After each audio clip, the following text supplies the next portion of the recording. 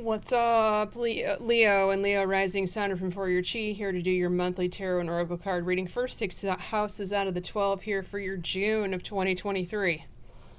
Now, I don't always do this, but as I was shuffling, a card flew out of the deck. It did not come up in your 12 houses, so normally I don't read it. However, I feel like I need to pull it out, and because it's for someone.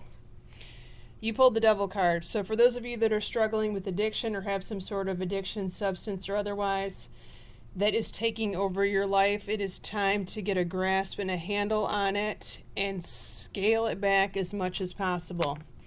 Okay, that's not for all of you, but I'm just going to start out with that out of the chute because you're going to have some interesting things going on this month, and you're going to need to keep a clear head here. Because what you do in the month of June, and specifically the first week of June, is going to set the tone for the future for the next at least 10 years, but maybe longer than that. Here's why. Right out of the chute, June, first few days of June, you have karma, spiritual union. Look at the advice card. Clearly communicate. The universe is causing a fated event to occur to you or around you in the first week of June. Pay attention. That whatever happens to you in the first week of June is supposed to happen because you've charted this before you entered this lifetime. This probably involves a meeting of a destined meeting of a person, a fated meeting, something like that for most of you. I can't say it's for everyone, but the karma part is for everyone. Communicate clearly is very straightforward. Say how you feel during this event to the person who's there, to the people who are around you. Be honest with them and yourselves.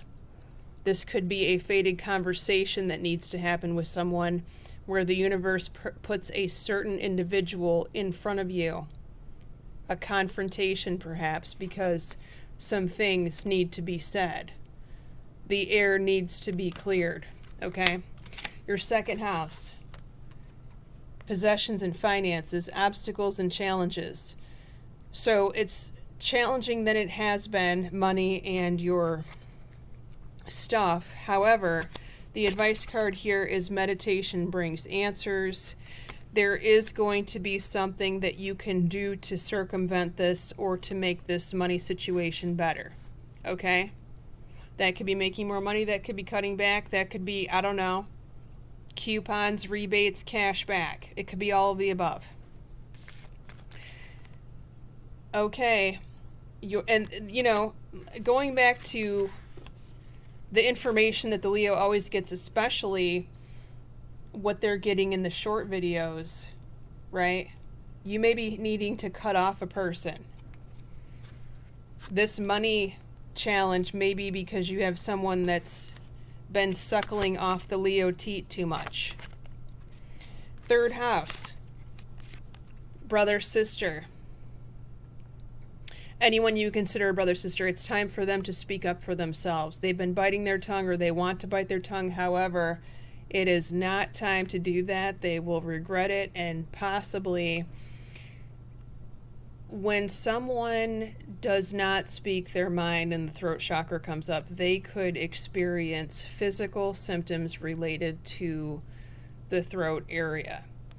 That could be their tonsils, that could be their esophagus, that could be their thyroid, that could be their voice box. Okay, so you don't want it to they don't want it to manifest in a physical way, so it's time to speak their mind.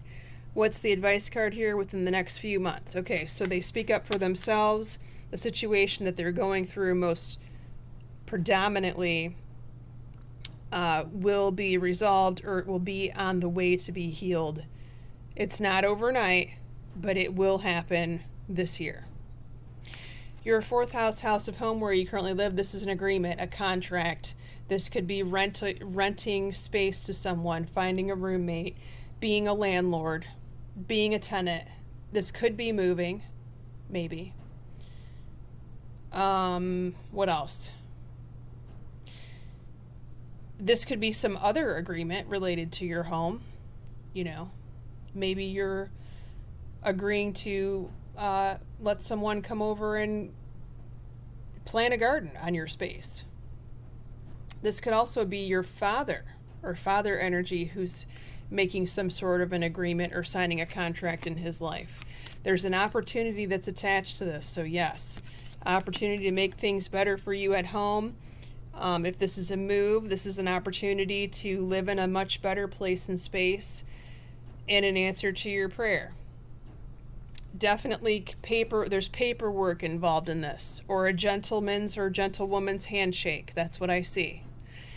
Your fifth house, your socialization, your fun, your friends. For those of you single Leos, this is your dating life, base chakra. Well, you've had better days, you've had better months here in the whole social aspect or dating life for those Leos that are single.